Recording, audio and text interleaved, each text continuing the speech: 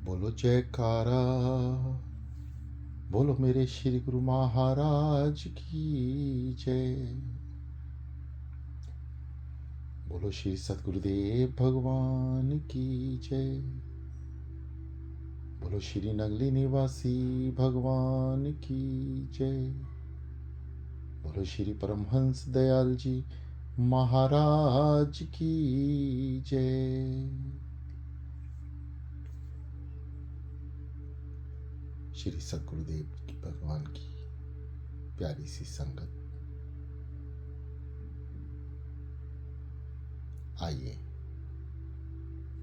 अपने अपने आसन पर विराजमान हो जाएं। ध्यान एक ऐसा शब्द जिसका स्मरण करते ही परम पिता परमात्मा की याद हृदय में समा जाती है।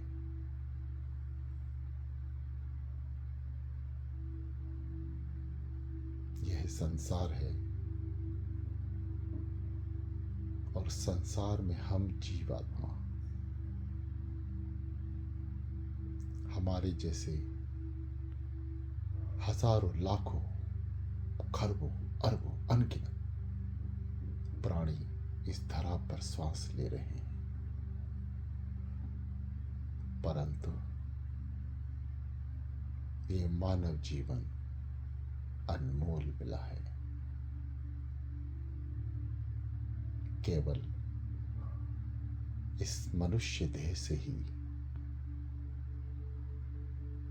हम सृष्टि रचयिता को याद कर सकते हैं। केवल एक ही जन्म, मानुष जन्म, एक ऐसा जन्म है जो निश्चित ही 84 लाख योनि से गुजरता हुआ चला आके मनुष्य जन्म लिया। उस परम पिता परमात्मा की इतनी असीम हम पर कृपा रही कि हमें 84 लाख से हाथ पकड़कर बाहर निकालकर मानव जन्म दिया। हम उसका जितना शुक्रिया अदा करें उतना ही कम है, परंतु हम करते क्या हैं? कितने जीव मानुष जन्म में आकर उस परमात्मा को याद करते हैं? मुट्ठी भर। आप खुशकिस्मत हैं, अत्यंत नसीबों वाले हैं, कृपा के पात्र बन चुके हैं। जरा सोचिए, इस धरती पर कितने इंसान हैं और वे इंसान क्या कर रहे हैं, कैसे जीवन व्यतीत कर रहे हैं।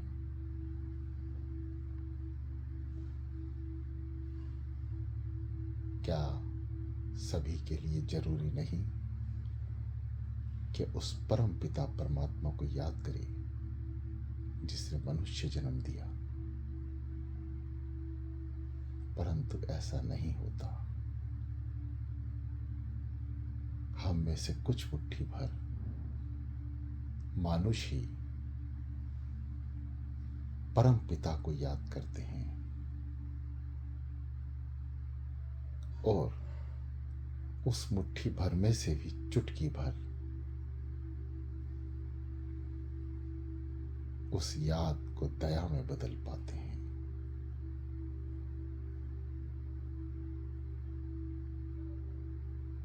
पिछले कई दिनों से दया शब्द का इस्तेमाल सतगुरुदेव भगवान जी इस दास से करा रहे हैं। दया ही है जो हमारा प्रथम पड़ाव है, जिसे हमें पाना है और उसे पाने के लिए हमें केवल उसे याद करना है, उस परम शक्ति देवादि देव भगवान विष्णु के अवतार हमारे श्री सद्गुरुदेव भगवान श्री नगली निवासी भगवान जी। हम लगातार 20 दिन से उनकी शरण में हैं।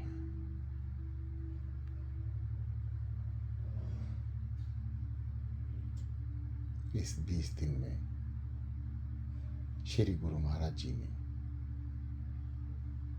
बहुत सी संगत से अपनी लीलाएं दिखाई, किसी को डराकर, किसी को हंसाकर, किसी को प्यार करके, किसी को तरस दिखा के। बहुत से साधकों के साथ सद्गुरुदेव भगवान जी ने अपनी लीलाएं की हैं। ये दास इस लायक नहीं कि उस प्रभु की उस्तत कर सके, उसका गुणगान कर सके। इस जवान में इतनी शक्ति नहीं है, परंतु मेरे श्री सद्गुरुदेव भगवान जी ने इस जवान को अपने अधीन किया है। वे अपनी मुखवाणी से एक शब्द श्री जीवन चरित्र में उच्चारण कर गए हैं कि जा, तेरी एक जवान हजारों का मुकाबला करेगी, परंतु याद रखना शक्ति मेरी ही होगी, जवान तेरी। है मेरे सद्गुरुदेव भगवान जी, बोलने वाले आप, बुलवाने वाले आप,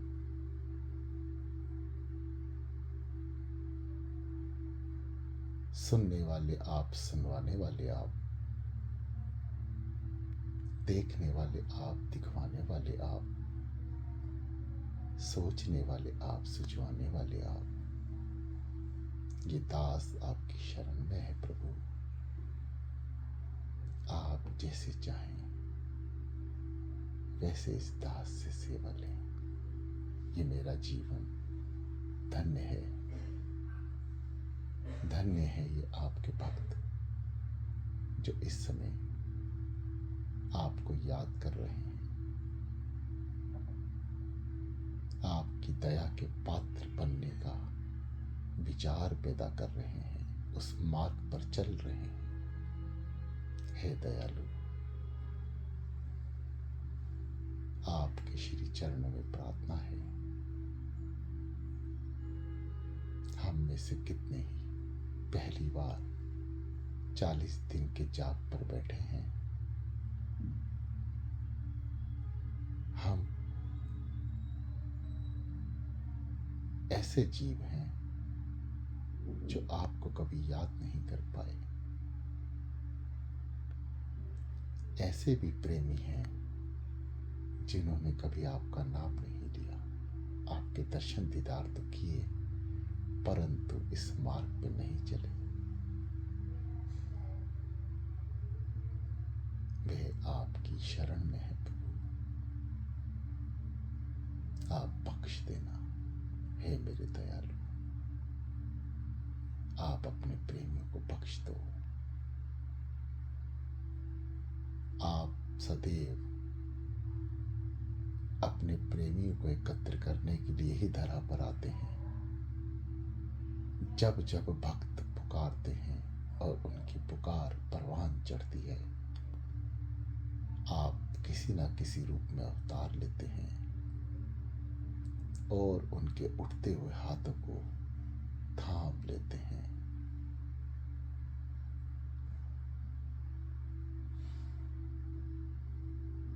हे दयालु, हम सब आपके बच्चे हैं, आपकी याद में बैठे हैं।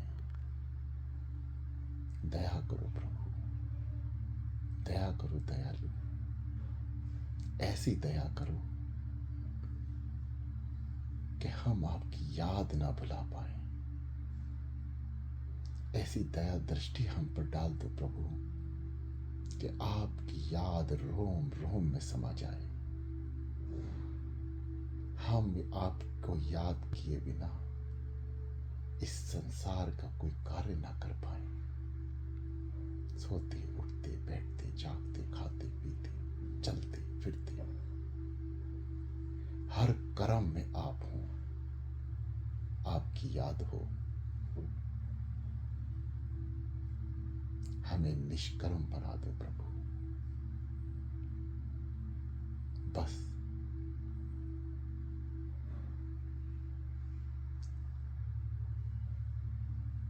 हम सब बच्चों की एक ही प्रार्थना है, हमें अपनी याद करा दो, अपनी याद में डुबा दो प्रभु। दोनों हाथ ज्ञान मुद्रा में, रीढ़ कमर से सीधी,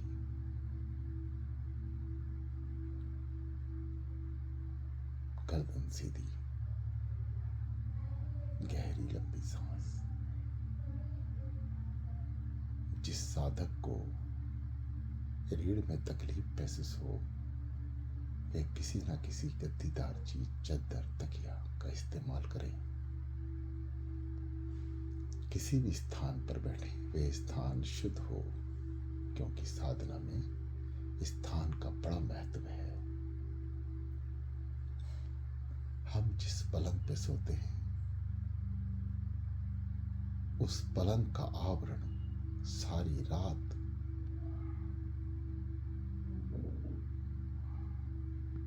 बुरे विचारों से घिरा रहता है। यदि हम ऐसे स्थान पर बैठकर उस मालिक को याद करते हैं तो पहले कुछ मिनट, कुछ घंटों के लिए हमें उस स्थान को शुद्ध करने के लिए ही जाप करना होगा। समय बहुत कीमती है, या यूं कहें कि है नहीं। कार्य बहुत बड़ा है, समय बहुत कम। ये जीवन कब समाप्त हो जाए ये मेरे श्री गुरु महाराज जी को पता है। इसलिए समय ना गवाते हुए ऐसी हर चीज को त्यागते चले जिसके आवरण शुद्ध नहीं। हर चीज शुद्ध हो सकती है नाम जपने से, चाहे वो पलंग हो, चाहे किसी का बिस्तर, या कोई ऐसी जगह जहां गंदगी हो, वह नाम जपने से शुद्ध हो जाती है। परंतु संसार में रहते हुए सभी दुनियावी कार्यों को करते हुए उसको याद करना अत्यंत मुश्किल हो जाता है। इसलिए अमृत वेला की पहली ही घड़ी से उस स्थान को चुन लें जिस स्थान की शुद्धता हो, चाहे वे सोफा हो, धरती हो, गद्दा हो, कुर्सी हो, मेज हो, कुछ भी हो, शुद्ध हो। आप नहा धोकर हो, शुद्धता से उसको याद करें। ये अमृत वेला है, इसमें किया हुआ हर फल, एक एक सांस में जपा हुआ नाम हजारों हजारों फल स्वरूप आपको प्रदान होता है। ये मैं नहीं, मेरे सतगुरुदेव भगवान जी अपने बुखार बिन से बोलते हैं। ये दास तो केवल उनको याद कर रहा है, अपने महाप्रभु को याद कर रहा है। आप भी कीजिए गहरी लंबी सांस, नाभि से भी नीचे गुदा चक्र को खींचते हुए 5 से 10 प्राणायाम। ये प्राथमिक ध्यान है। हमें बहुत दूर तक सतगुरुदेव भगवान जी की कृपा से जाना है। चलते चले, जैसा आपको पिछले ध्यान की क्लासों में सतगुरुदेव भगवान जी ने बताया, वैसा ही एक बार पुनः प्रयास करें, चलें। मानसिक चिंतन, मानसिक जाप, गहरी लंबी सांस, सांसों के नाम जपें, कान सुने, शरीर स्थिर, मन एकाग्रचित, शांति। ओम शांति, शांति और शांति। गहरी लंबी सांस। कुछ सांसें प्राणायाम के रूप में लीजिए।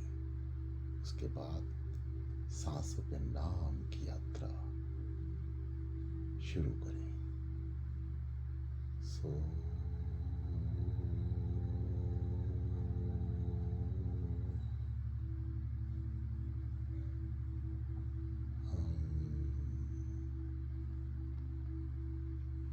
गहरी लंबी सांस, नाभि से भी नीचे पेट को अंदर सुकोड़ते हुए वायु प्राण को अंदर एकत्र करें और छाती फुलाते हुए पेट और हृदय के नजदीक से होते हुए गले पर, उसके बाद मस्तिष्क पर रुकें और सहज भाव से जाने दें। सो सारी शक्तियों का संचालन करते हैं, शरीर के अंदर प्रवेश कराएं। हम शरीर के सारे विकारों को बाहर निकालते हुए आगे बढ़ें। शांत, शांत।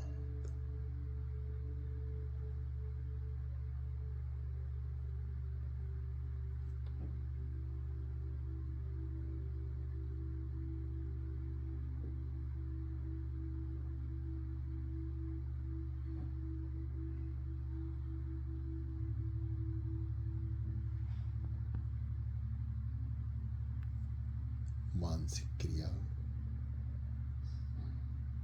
मानसिक जाप